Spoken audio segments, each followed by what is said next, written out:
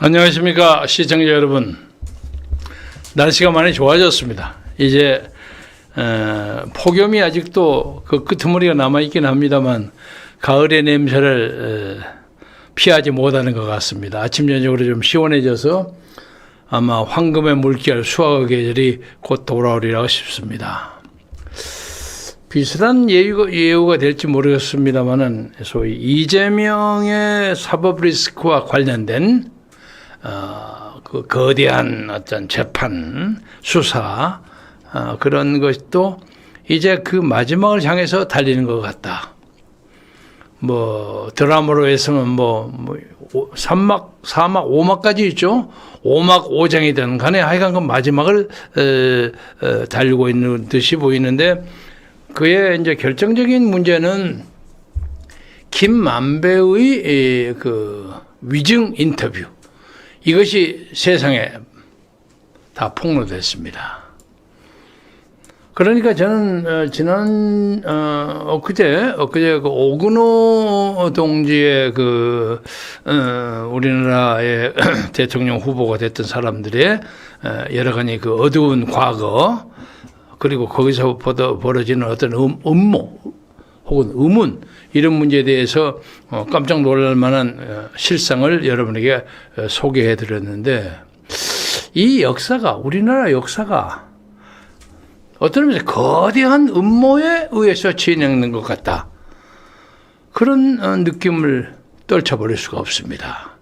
그래서 이제 오근호 동지가 발표했던 그런 드라마가 새로운 그 역사의 변곡점을 맞이하는 것이 아닌가 하는 그 감각이 아주 절실합니다. 예를 들면 문재인 대통령 시절에 촛불 데모 이거를 해가지고 박근혜 대통령 탄핵 이후에 벌어진 그 대통령 선거에도 드루킹 사건이 있었습니다. 근데 그 드루킹이라는 것은 지금 이 김만배 씨가 벌이고 있는 작전에 비해서는 그야말로 세 발의 피입니다. 그냥 컴퓨터 언론 조작, 조회수 조작 뭐에 불과했던 거예요. 적어도 알려진 것으로는 그 이상이 있었는지는 모르겠습니다만은, 그러나 이 김만배의 경우에는 엄청난 재력을 가지고 그냥 돈을 물 쓰듯이 쓰면서, 그 배경으로 해서 그렇게 면회하기가 어렵다는 대법원의 그 대법관들 마음대로 가서 만나고, 그 권순일 대법관은 8번을 만났어.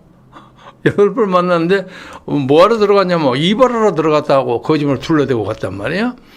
그래서 권순일 대법관이 주심으로 관여했던 이재명의 그 공직선거법 위반 사건의 최종 판결이 나오기 전에 김만배는 권순일 대법관을 7번을 방문했어요. 그리고 재판 끝나고 난 다음에 또 한 번, 8번을 방문했어요. 그 대법관을 절대 그렇게 만날 수 없습니다. 그러면 무엇이 권순일로 하여금 김만배의 방문을 거역할 수 없도록 만들었을까? 돈 아니겠습니까? 뻔하죠. 그러니까 이 김만배는 막대하게 만든 그 금전의 위력, 이것이 대장동 사건 이런 등등을 가지고 만들어진 그 자금을 바탕으로 해서 그냥 어디든지 무상 출입을 했어요. 그리고 여러분 지금까지 나타나고 보세요. 그것도 하면 그냥 50억. 그리고 박상학, 그래도 100억짜리 무슨 언론 재단 만들어준다고 하고.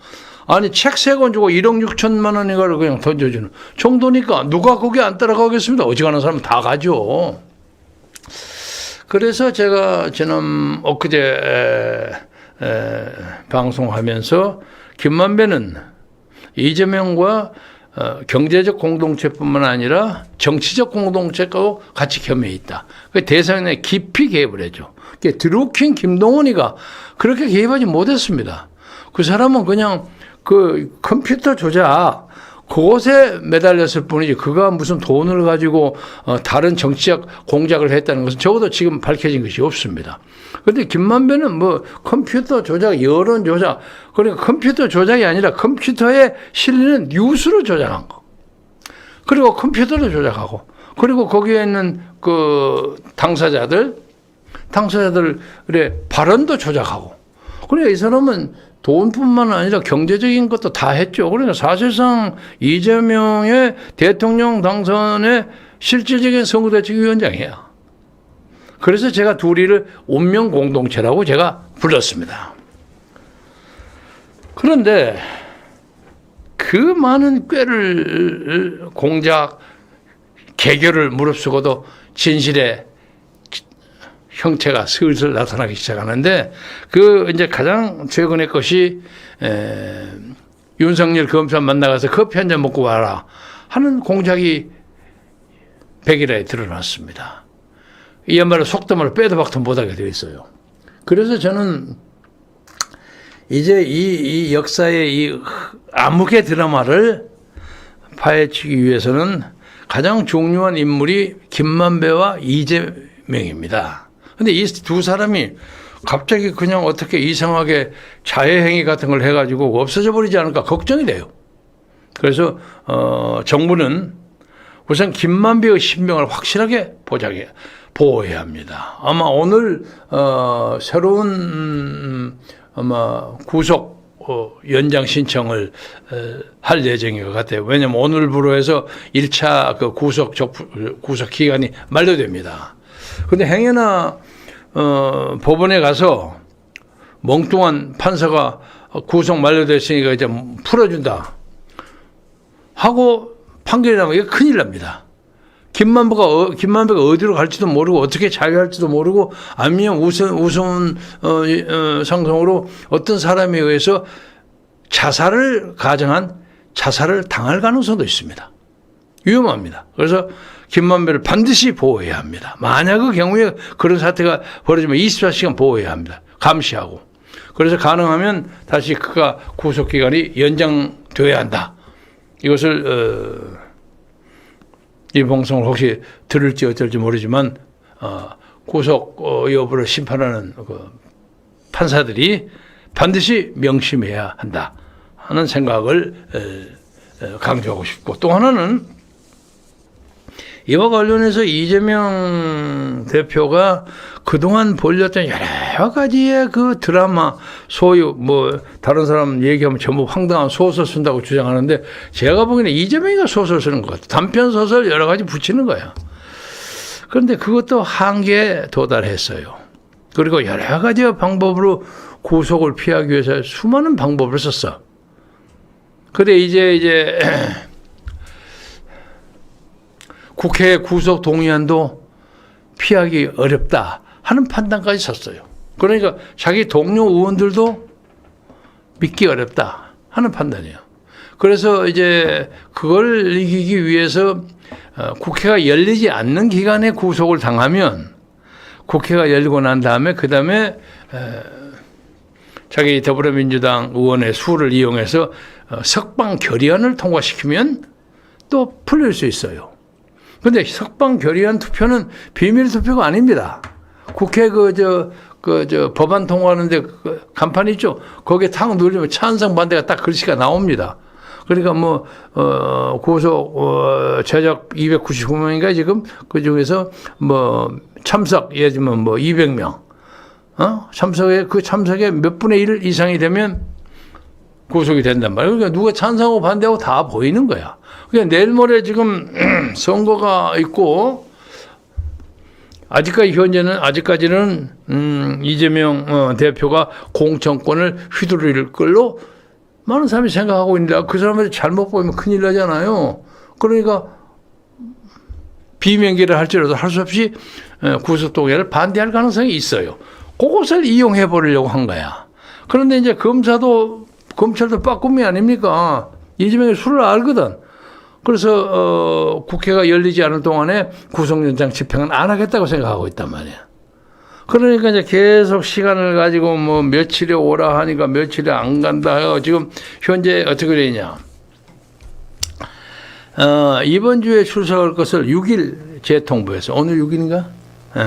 재통보했는데 이재명이는 오늘 못 가고 12일에 출석하겠다고 입장을 밝히자 검찰은 죽어도 이번 주엔 적어도 늦어도 피의자 조사가 이루어져야 한다고 강경한 방침을 통보했습니다. 이게 지금 수원지검 형사 6부 김영남 부장판사가 담당합니다. 그런데 지금 여기서 12일까지 끌고 있다가는 이재명이가 무슨 효를 벌일지 몰라요. 지금 우리가 예상할 수 있는 게 단식이 돼서 건강에 문제가 있어 이번 쇼를 벌일 가능성이 제일 많습니다. 그래서 이 문제에 대해서 검찰은 10일까지 안 된다. 그래서 이번 주 7일, 9일 사이에 출석해달라. 이렇게 요구했습니다. 그런데 이게 이제 명령이 아니기 때문에 피의자하고 협상을 해야 하는데 지난 2번 불출석을 했기 때문에 이번 3번째 요구입니다. 그래서 3번째 해가지고 이게 잘 되지 않는 경우는 검찰에서 강제적으로 피의자를 연행할 수 있습니다. 근데 그 문제를 검찰도 심각하게 생각하고 있는 거 아닌가 이렇게 느낍니다. 이재명 대표는 지난 23일부터 8월 30일에 출석하라는 통보를 받자 같은 날 24일 또 26일에 가겠다. 그리고 이 대표가 9월 정기국에 본회의가 없는 주간 11일부터 15일 사이에 검찰에 출석할 것이라고 발표해서는 검찰은 이거 일방적인 통보야. 니도 속을 빤히 한다 해서 거부했습니다. 그래서 9월 4일날 그러면 가서 2시간만 하겠다. 왜 2시간만 해? 하면 다 해야지. 그래서 또 그 편이 반대했어요. 그래서 이런 지금 우리 공방이 이제 한계점에 도착했습니다. 여러분이 아시겠지만 이재명 대표가 쌍방울의 김성태 회장으로부터 방북에 대한 협조금으로 300만 불을 북한에 보냈는데 그 보내는 과정에서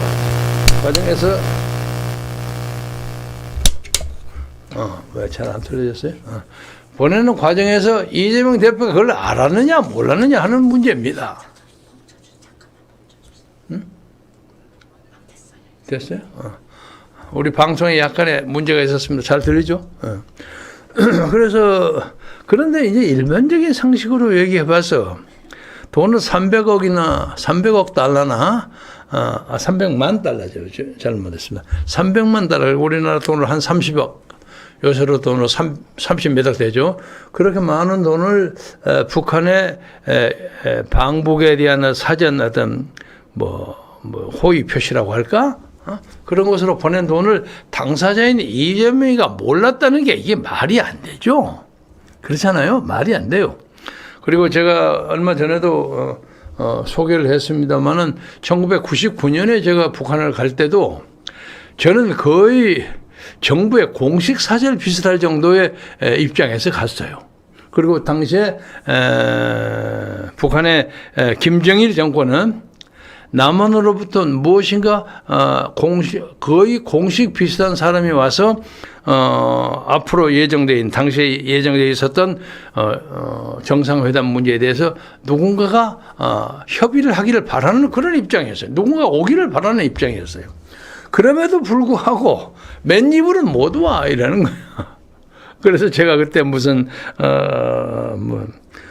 자전거 5,000대 보내고 보냈더니 북한 적십자사로부터 자전거 잘 받았습니다 하고 답장이 왔고, 그 다음에 미국에서 거둔 모은 의약품 100만 불어치, 그 한국에서 100만 불어치, 이런 식으로 해서 최소한도의 그 성의를 보여야만 그래 들어오시오 이렇게 얘기를 하는데, 저는 그 공식적인 어떤 정부 간의 사업 문제를 토론하기 위해서 그러는 건데, 항차 이재명 경우에는 그런 거 전혀 없고, 쥐가 개인적으로 좀 뽀대 세우고 말이야. 지명도 좀 올리고, 앞으로 다가오는 대통령 선거에, 나 북한에 가서 누구하고 참 무슨 회담도 하고 했습니다. 이런 거 하기 위해서 가는 사람 아닙니까? 그런데 맨입을 어떻게 갑니까? 그리고 그렇게 중요한 문제를 쌍방에 김성태 회장이 그걸 했다는데 그것을 전혀 모르고 누가 돈이 어디 갔는지 없는지도 모르고 그냥 나중에 가라 그래서 슬그머니 갔다? 이건 아마 대한민국 역사에 이런 거짓말은 있을 수가 없죠. 말이 안 돼. 근데 그 말이 안 된다는 것을 이재명이도 알리라고 생각합니다. 그건 머리 좋은 사람인데. 그래서 이런 그 억지가 이제 뭐 5막 4장이든 5막 3장이든 이제 마무리가 되는 입장이다. 그래서 어떻든 간에 가까운 장래에 이재명은 구속 적부심 심사대에 서게 될 겁니다.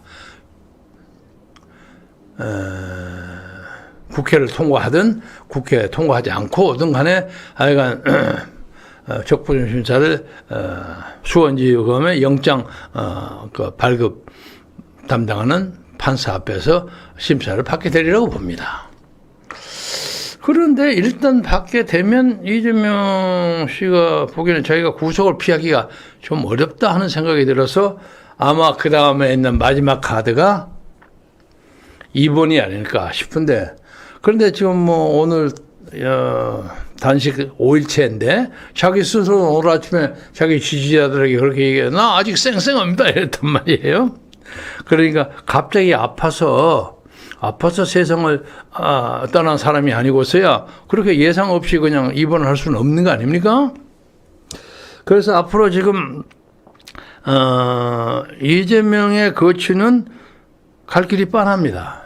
김만배도 뻔합니다. 그런데 이제 제가 여기서 주목을 하는 것은 이 두 사람이 이 나라에 그 관계됐던 흑암의 역사, 북한이 개입됐다고 보아지는 여러 가지 역사의 중요한 한 토막을 이루고 있단 말이에요. 그래서 우리가 이것을 잘 분석하고 검증하면 북한 정부에 의한 우리나라의 어떤 정치 공작의 그 맥을 끊어버릴 수 있다고 보는 겁니다. 그래서 아주 중요한 역사의 변곡점에 있습니다. 그래서 여기서 걱정되는 것은 다른 데서는 걱정 안 했습니다만 이재명 사건에서는 관계된 사람이 5명이가 세상을 떠났어요. 뭐 저는 그 전부 다가 이재명과 관계가 있다고 생각하지는 않습니다만은 적어도 거기에 2~3명은 직간접적으로 이재명과의 관계된 사람에 의해서 자살을 했거나 혹은 자살을 당했거나 자살을 가정한 사례거나 그 셋 중에 하나라고 생각합니다. 그래서 지금 가장 중요한 입이 김만배거든. 김만배도 이제 판이 이렇게 되다 보니까 자기가 그거 다 뒤집어 써야 할 이유가 없잖아요. 그리고 지난번에 제가 또 말씀드렸습니다만 자해행위를 한번 벌려가지고 뭐 이런 드라마를 연출한 바가 있고 지금 구속 연정의 시점에 직면해 있는 김만배로서는 내가 왜 말도 안 되는 억지 소리를 해가지고 나만 바보가 되느냐 하는 그런 입장을 가질 거란 말이에요. 김만배가 죄가 있다면 법정 출입 기자 경력이 많고 여러 가지 법률 신문 등등으로 해서 하여간 법원에 왔다 갔다 하는 걸 수십 년 하다 보니까 아주 도사가 된 거야. 근데 어지간한 사람이 김만배 모르는 사람이 없어. 그런데 그중에 어떻게 재수가 좋았는지 어쩌는지 성남의 이재명 시장하고 연결돼가지고 거기에서 한건 만드는 개발 계획에 참여해가지고 소위 화천대유라는 거창한 이름의 제1 회사의 대주주가 되니까 그 사람이 이제 통박이 가장 큰 사람이지. 가지고 다루는 사람이 적어도 몇 천억을 가지고 있었던 사람이기 때문에 그건 무슨 박영수 특검 그리고 광무슨 의원의 따님에게도 몇십억씩 확 줘버리잖아요. 아마 그렇게 써서 그 사람 돈 많이 써서 거의 돈 그렇게 해봤자 지금 한 500억이나 1000억이나 남았을까? 그렇게 쓰다 보면 몰라. 다른 것이 또 있었는지는 모르겠으나 그럴 겁니다. 그런데 자기는 그걸 받아가지고 다른 사람에게 지원해 주는 거 죄밖에 없는데 내가 왜 이렇게 그냥 그냥 국가 별난죄에 해당되는 혐의를 받아야 하느냐. 더더구나 요새 밖에 있는 한동훈 법무라는 사람은 살인기계, 녹슨 거 닦아라고 특명을 내니까 으시시 하잖아요. 그래서 김만배의 입장도 많이 흔들리라고 생각합니다. 개인적으로 흔들리지만 또 그 사람이 밖으로 나갔을 경우에 누군가 김만배의 입을 두려워하는 사람이 김만배를 제거해버리려고 하는 의도가 있을 수 있어요. 그래서 제가 사직 당국에게 김만배를 보호하라, 이런 입장을 취하는 겁니다. 마찬가지로 이재명 대표의 경우에도 제가 그동안 조용히 이재명 대표의 그 사사건건을 꾸준히 소위 좀 자세하게 영어로 스크루트나이즈라고 쭉 봐서 제가 파일을 다 가지고 있습니다. 보면서 이제 이재명의 꾀와 그 재치와 이것으로 사태를 마무리하기에 좀 벗어났어요. 그래서 차라리 깨끗하게 광명대도를 거쳐서 떳떳하게 이걸 혐의를 받고 적당하게 감옥소에 가서 한 몇 년 사시다가 누가 합니까? 정권이 바뀌어지면 또 사면당하고 이럴 수도 있으니까 그것이 낫지 않겠느냐 하는 걸 몇 차례 얘기했는데 가만히 보니까 이게 씨알이 안 먹혀. 그래서 제가 한 두어 달 전부터 이제 그만두기로 그 설득은 그만두기로 했다. 그래서 이재명 씨도 지금 인간적으로는 참으로 가련한 인생이요. 가련한 인생이야. 뭐 내가 다른 사람한테 이재명이 동정한다면 또 욕먹을지 모르지만 인간적으로 볼 때는 가련한 인생이에요. 경상북도 안동에서 태어나서 어렵게 태어났어요. 야망은 많아. 그러니까 나름대로 노력하고 그냥 중학교 고등학교도 제대로 다니지 못하고 검정고시 해가지고 그냥 들어와서 참 그야말로 천행으로 재수좋게 사법시험 합격해서 그런 뜻을 가져가지고 성남 시장도 하고 경기도 지사도 2번이나 하고 그래서 대권을 도전하는 입장까지 올라왔으니까 개인적으로 굉장하게 주상 거의 탑에 가까이 갔어요. 그 나름의 재치, 그 나름의 그 인간 관리 뭐 이런 것으로 쫙 올라갔는데 막판에 딱 걸렸어요. 5막 3장에 걸렸어요. 그래서 여러 가지의 그 인간적 표호가 많을 겁니다.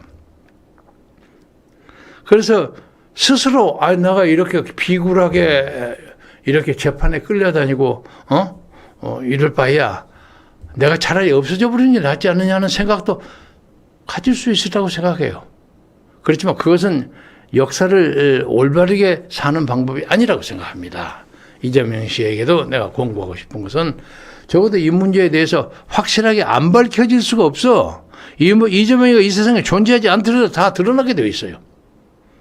그래서 내가 왜 이렇게 했느냐 하는 것을 떳떳하게 밝히는 것이 이재명 자신에게도 낫고 그리고 이 나라 역사 발전에도 낫고 그렇다고 생각합니다. 그러니까 지금까지 제가 맨 처음에 그 오근호 씨의 그 연구 논문, 연구 문장을 엊그제 내가 소개했는데 우리나라 역사가 어딘가에 의해서 움직이는 것처럼 보여요. 오늘 아침에 제가 우연히 박찬종 선배의 그 칼럼을 들었어요. 김명수 대법원장에 대한 얘기를 쭉 하면서 그 양반이 법률 전문가니까 뭐 자세히 얘기를 했어요. 3, 4단계를 뛰어넘어서 춘천 지원장에 불과했던 사람이 갑자기 서너 단계를 뛰어가지고 대법원장이 됐어요. 그것은 무슨 작업이 있어서 간 거 아니냐 이거죠. 우리법연구회 회장, 국제법연구회 회장뿐만 아니라 어딘가가 뭐가 들어가서 김명수에게 무슨 미션이 가지 않았는가 하고 생각하는 거예요. 저는 그런 느낌이 절실합니다. 그래서 박찬종 의원이 두 가지를 지적했어요. 2018년에 김명수가 가장 자랑스럽게 생각하는 것이 대법원에서 그 일제 미쓰비시 징용자 문제에 대해서 나머지 마지막 사람 11명인가요? 그 사람들에서 일본에게 배상하라 하고 판단을 해서 자기가 그것이 가장 인상적이고 좋은 것이었다고 주장했어요. 그러니까 박찬종이 웃기네 하고 그걸 반박을 한 거예요.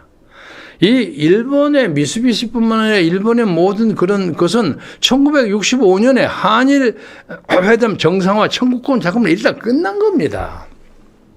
그러니까 아쉬운 것이 있더라도 일단 국제법상 그게 끝난 거예요. 끝난 것을 가지고 그 다음에 노무현 때가 또 들어서 가지고 언제입니까? 누락된 것이 박정부였나요? 그래가지고 한번 그것을 다시 조사를 해서 2차 조사에서 20명이 그때 누락됐다 해가지고 그 누락 문제를 어떻게 적당히 처리를 했어요. 그런데 이 김명수 또 와가지고 또 누락된 사람 11명을 또 끄집어내갖고 재판을 걸었단 말이에요. 그래, 재판을 걸었는데 1차, 2차에서 이거 국제법 관계상 일단 정리가 됐으니까 안 된다. 그리고 뭐 큰 돈은 아니고 적어도 그 사람들이 어떤 감정적인 정서적인 문제가 있기 때문에 우리나라에서 돈을 좀 해가지고 보상하는 게 낫지 않겠느냐. 그런 입장을 가졌는데 당시 이 김명수가 그 재판정으로 참석한 대법원에서 안 돼. 미쓰비시에서 돈 내. 하고 판결을 한 거예요. 난리가 났죠. 여기 내서 우리나라의 윤미향이 뭐 조국같이 죽창가 부르는 사람들 만세를 불렀겠지. 그러니까 우리나라 국제적으로 망신당한 겁니다. 근데 그것을 자랑스럽게 생각하려는 거야. 세상에 이런 대법원장이 어디가 있습니까? 그것을 부끄럽게 생각한다고 얘기하면 그래도 또 좀 봐줄 만한데. 그래서 이런 문제에 대해서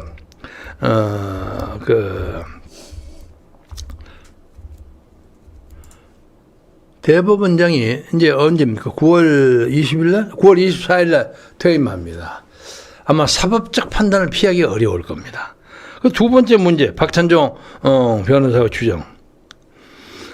이재명이가 공직선거법 위반으로 1심, 2심에서 유죄를 판결받았어요. 그래서 3심에 갔는데 주심이 그 유명한 권순일 대법관이에요. 이재명이 김만배 때 50억 받았던 사람. 그리고 그것도 대법원 전원 합의체에서 재판장이 김명수가 앉았어요. 그리고 권순일이가 주심 재판관이에요. 그래서 이재명이 때 무죄를 선고했어요. 이재명이가 아무 법적으로 문제가 없었어.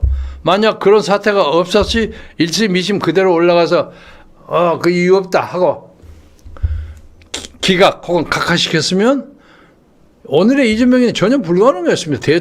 대통령 후보에 나올 수도 없고 무슨 뭐 경선에 나올 수도 없고 그렇게 됐을 겁니다. 그렇게 만들어준 것이 김명수예요. 그런데 김명수는 과연 이재명이 어떤 관계가 있어서 이런 짓을 저질렀을까? 이것이 소위 오건호의 그 주장 있죠. 오건호. 그것처럼 누군가가 김명수의 법관으로서 입지에도 뭔가 개입되지 않았는가 하는 합리적인 의심이 들 수밖에 없다. 그리고 또 거기서 또 유명한 말을 만들어요. 김명수 재판장이. 세상에는 적극적 거짓말과 소극적 거짓말. 이거 참 기네스북에 나올 얘기입니다. 적극적 거짓말은 아무도 묻지를 않는데 내가 뭐 어쩌고 하고 막 주장했던 거.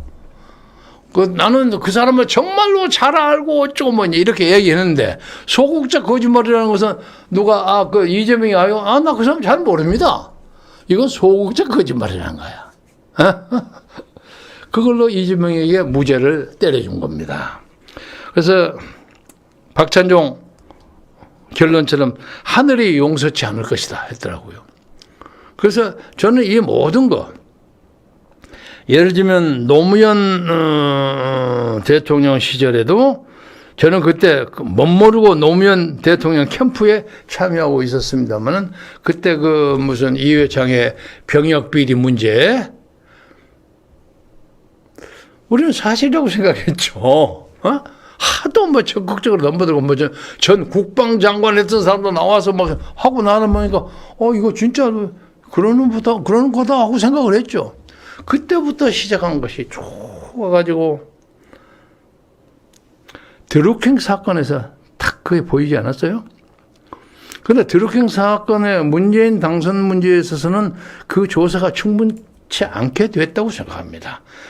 그러니까 당시에는 드루킹은 컴퓨터 조작 그것만 했지만 그 외에 여러 가지 조직 동원, 자금 살포, 그런 또 언론 하고 만든 거, 언론 조작 이런 것은 쌓이고 쌓인 그런 적폐라고 생각합니다. 그런데 그것이 그냥 덮어져서 들어갔어요. 그런데 이번에 이재명 때는 이게 이제 조금 이제 보수파가 좀 힘을 잡아가고 비등비등하게 됐단 말이에요. 그래서 당시에는 KBS하고 심지어 MBC가 아주 그냥 주사파의 앞장을 서다시피 하지 않았습니까? 저는 개인적으로 MBC를 지난 몇 년간 한 번도 보지 않았습니다. 한 번도 보지 않았어요.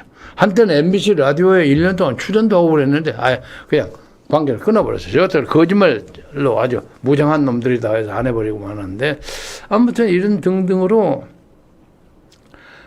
이번에 이재명의 이 사건 처리는 이 역사의 물구비를 돌릴 것이다. 이걸 돌리지 못하면 대한민국은 희망이 없다. 그렇게 생각합니다. 그래서 오늘 또 조선일보에 아주 재미있는 칼럼이 하나 나왔어요. 칼럼 한번 보여주세요. 이상한 나라의 오펜하이머 호소인데 이거 말고 이건 안 했어? 안 했구나. 그럼 제가 한번 읽을게요. 오펜하이머라고 아시죠? 미국의 원자탄 만든 사람입니다. 그런데 나중에 이 사람이 만들고 난 다음에 또 많이 몰렸어요. 간첩으로 막 몰리고. 그런데 본인은 간첩이 아니었지만 그 동생이나 이런 사람들이 좌파가 많이 있었던 모양이에요. 그래서 오해를 많이 받았어요. 근데 지금 이 김태훈 논설위원이 쓴 이상한 나라의 오펜하이머 호소인데 여러분이 조선일보 한번 읽어보시기 바랍니다. 송영길의 얘기, 조국의 얘기, 김남국, 박원순 전 얘기를 이게 전부 다 자기들은 억울하게 당했다 하고 주장한다 이거예요. 이것을 요약하면 이들은 저마다 억울함을 토로할 뿐 자신의 행동이 사회에 끼친 해악은 외면한다. 이런 태도가 보여주는 의미는 명백하다. 공적 책임감의 실종이다. 이렇게 썼네요. 그래서 아주 재밌는 글이에요. 그리고 프로미테우스의 그 불을 가져다가 제우스 신으로부터 그 벌을 받은 사람, 그것 때문에 고난을 많이 겪었지만 그래도 인류는 불 때문에 문화가 발전하고 그러지 않았습니까? 불 때문에 방열도 하고 쿠킹도 하고 불이 없으면 못 살잖아요. 그런 건데 그 동생 에피메테우스라는 녀석이 했었는데 그때는 어떻게 했는지 모르지만 형은 프로메테우스고 동생은 에피메테우스. 메테우스라는 것이 우리나라 말로 성에 해당됐나? 그런 거예요. 메테우스 가에 메테우스, 에피메테우스 같기도 한데 이 사람은 좀 속이 없었어.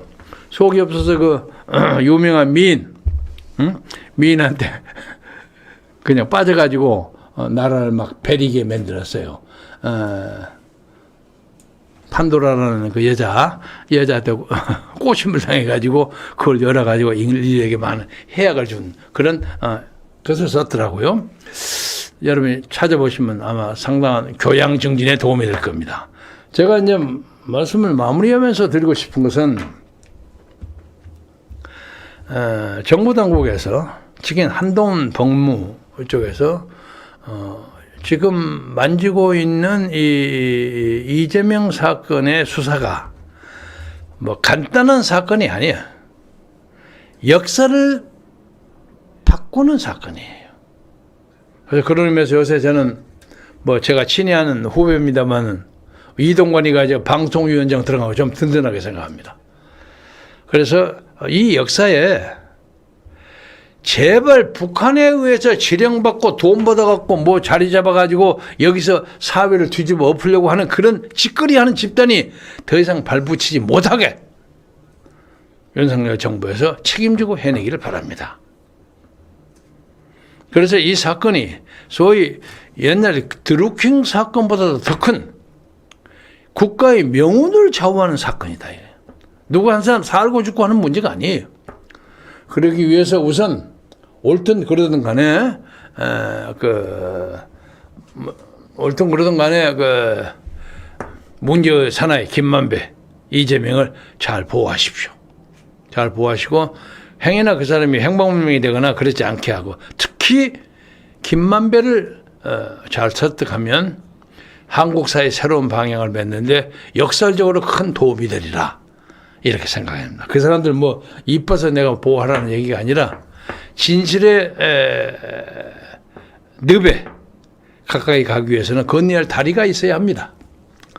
그래서 이 두 사람을 다리를 건너서 우리가 새로운 역사 창조의 새로운 지평으로 나가기를 여러분과 공동으로 기원하면서 오늘 말씀을 마무리하겠습니다. 경청해 주셔서 대단히 감사합니다.